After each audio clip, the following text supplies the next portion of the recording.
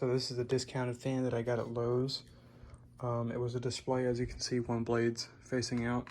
This is going to replace this Hampton Bay Glendale here in my dad's house. And I got it for only $25 because there's no remote. Well, if you'll see, there's 3 wires here. Light, fan, neutral. So, and I've taken it apart because whenever it was actually installed in the display, they had the switch not facing the hole, the reverse switch. So the way this would have worked is, as you can see, it's very simple. It's just the capacitor and switch here. Is that this would have been connected, these wires would have connected up into the Canopy into a remote module. However, if you plug it in now, or you attach it to a switch, it will just be high and light. So all you need is a wall switch that controls the speed, and you can install one of these fans without a remote module, I should say.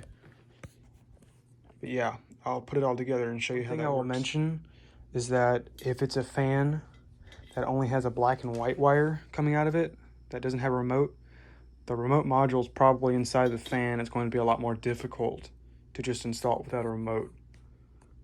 So yeah, if you've got the light wire, you're most likely to be able to install this without a remote. All right, as stated before, as you can see, it's just white to white, black to black, red to blue, because that's just a standard connection, and ground, of course. And as you can see up here, there's no remote module.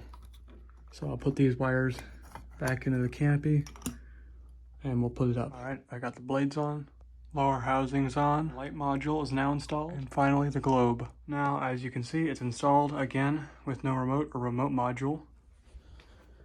And we've got light and a fan. That's low here. We'll go up to high.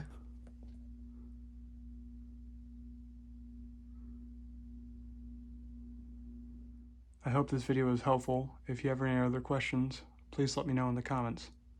Thanks for watching.